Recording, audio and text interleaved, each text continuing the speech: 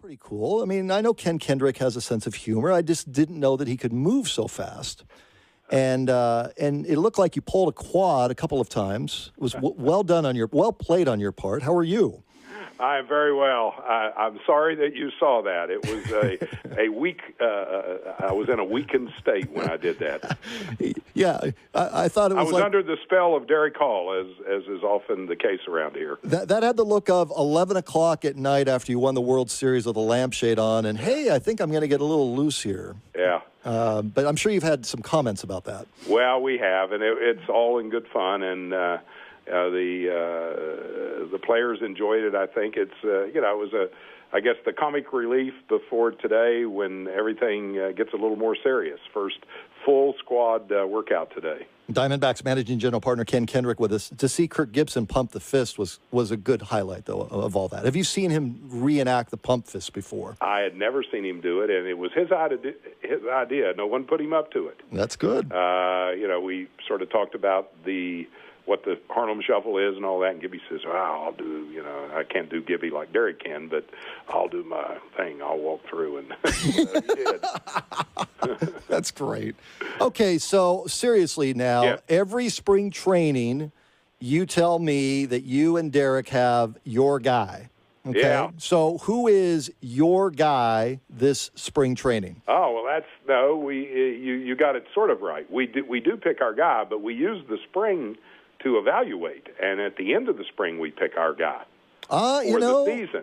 We don't have our guy for the spring. It's, we're out here watching these guys in their workouts and watching the spring games, and during the spring games, we get into a, healthy dialogue with each other over who our guy for the season may be, and then we make our choice, not right near the end of spring. Okay, so as you sit today then, who's on your short list? Well, I don't have one yet. And, come and on. part of the reason, I'll tell you, because today was the day where Derek and I have the opportunity to speak to the team, on the first full day, and as I'm looking through the room, and it all is very real at that moment when you have the guys all assembled and you see all the faces, and of course you've met them and know them, but just to see them all there together, we have a lot of new faces.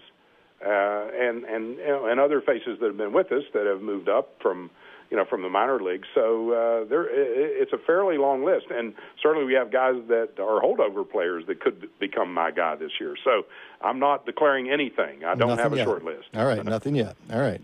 Can you tell the kids that I call them kids? Can you tell the players within your clubhouse that are afraid of you? That's a great question. I hope none of them are.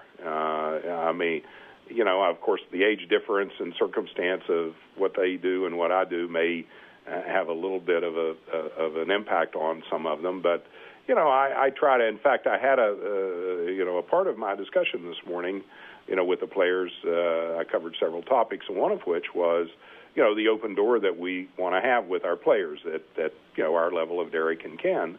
And I had the occasion to meet one of our new players when he was coming in a couple of weeks ago to do his physical, and we had this meeting for about a half hour, and he said to me, he says, and this is a guy that's been around the game a number of years, he says, I've never met an owner. Really? And I, was kind of taken by surprise, and I said, well, our approach to how we run our team is to have a relationship, have an open door, be available for non-baseball type things. I mean, I'm not the guy to go to, with baseball issues. We have plenty of professionals doing that. But, you would not want them to be intimidated. You would want them to feel if they had a issue that you could potentially help with off the field, that they would feel comfortable that they could ask. And you've had that because you and I have had these discussions, away from the show and just out around the ballpark where players have come to you about personal things that they're trying to work through and just life skill things. Sure. That it seems like you thrive on that. Yeah, and I enjoy it. I mean, I've been, in the position of being a leader of various businesses over the years, and you want to always feel like you can give back to a younger person who maybe hasn't made some of the mistakes that you've made, and you've learned from your mistakes. And if they get into a tight spot in whatever way, that they would ask, and you want to be able to help. I mean, I would talk to them today, and our theme is D-backs give back. And, that's one of the themes of our enterprise. And, that's a way that I could give back to them, if you will. I'm sorry, Ken. Diamondbacks Managing General Partner Ken Kendrick with us for a couple of minutes with Brad Susmat, Pros 2 Preps, Extra Sports 910, the Valley Sports Leader on the opening day of the entire squad. First workout out at Salt River Fields. You mentioned what your theme was today. When you're talking to this group, I'm wondering what you would say to fans today, because here's what I've gotten since the Justin Upton trade. Okay. A lot of faces that have moved on. We are loyal to our players. Why have they turned this thing upside down? Are they going to be better? What would you say to fans today on that front? Well, I think I'd say a couple things. First, I would say that we wouldn't have made any change if we didn't think any changes that we make as we are making them, we believe that it makes us a better team. And not only, not every deal can you say this about it, but you'd like to think the deals that you make when you move a player, and you move a player that's, obviously performed at a very high level, as Justin would be the prime example of, you would want to think you could help the team now and help it into the future. And using that, specific example, we have a strong feeling that we are doing both. And that's not in any way a discredit to Justin's talents and Justin going to another place and likely being very successful. The best trades that you make, and you've heard this because you've been around the game, are those that both teams have improved themselves from. And we think in this case we will be a better ball club than we were, and Atlanta probably will be as well. Do you think the question marks and the criticism directed towards Kevin for all the deals is unfair?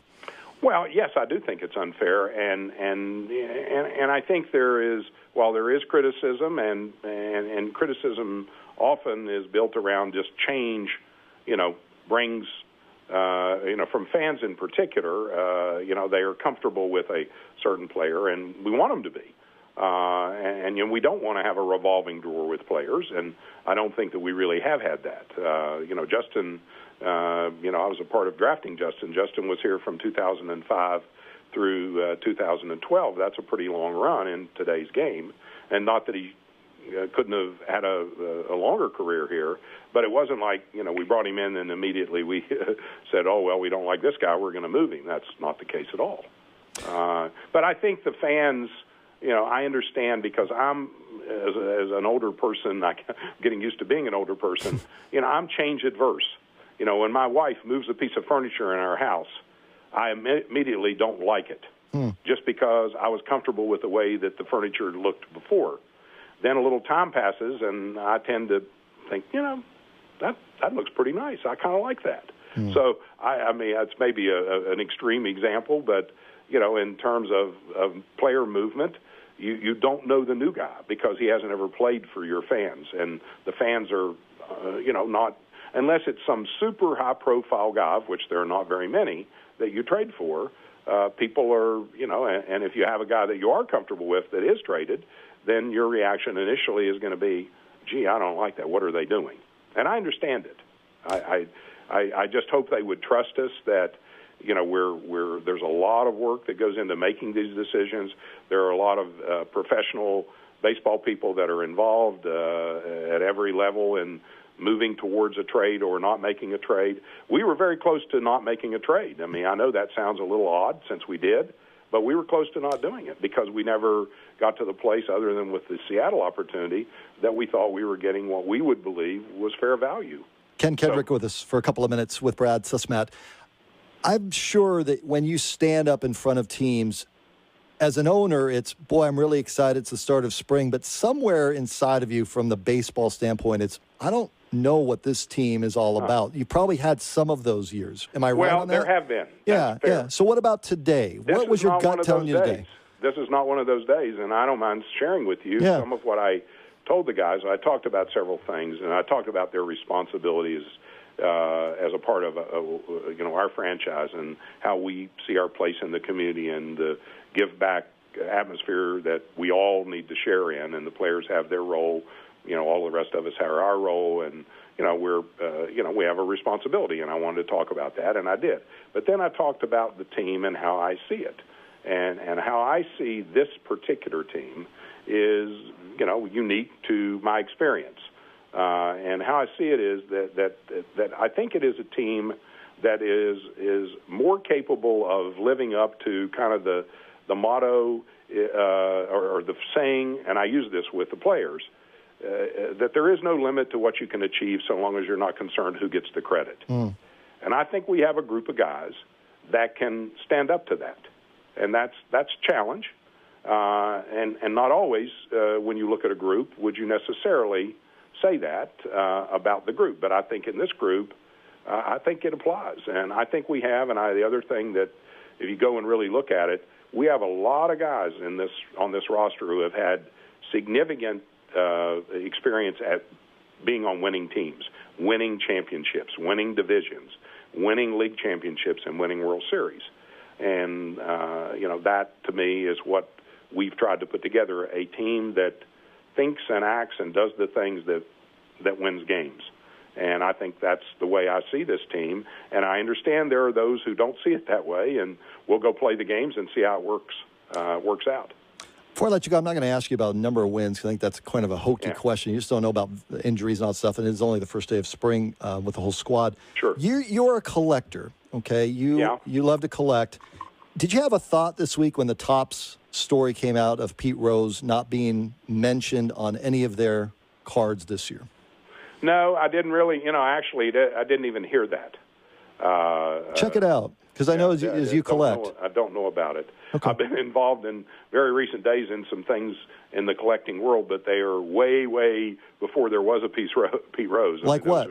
Like what? Well, I'm looking at the potential of acquiring a set of cards called the Turkey Reds, and they are back from the era of the Honus Wagner world. And they're a beautiful set of oversized baseball cards. Only time in history that a card set was produced of over the normal size, and it was more than 100 years ago. And I'm in a discussion now about the possibility of maybe owning some of those cards. And so that, in the collecting part of my life, that's kind of where I'm focused right now. How many sets are there? Well, I don't know how many there are, but sets of cards, just like individual cards, are registered and graded, and in the sets, the registry rates the number 1 to whatever number, like the top 100 players. Sure. This would be the top 100 or the top 20 or whatever it is. This set is the number 1 set known to exist in the world. So it's a little bit more than Randy Johnson's contract. Well, it would be expensive if I were to acquire it. I'm not sure that I'm going to do it, but I am interested because the cards are, there's a nostalgia factor with something like this to me, and the fact I've already have a collection of very, very old baseball cards, this would fit, but it might be too pricey for me. And the Hall of Fame would want this, because a lot of your stuff's been in the Hall of Fame. Oh, they would love the opportunity to be able to have it on loan like they did with my other stuff. That's good stuff. I'll see you out there at the fields. Thanks for the time. Okay, yeah, we'll look forward to it. It's come on out. The weather is great. A lot of people here today. That's good. Thanks, We're happy Ken. about it. Thank you, Brad. See you soon. It's Ken Kendrick.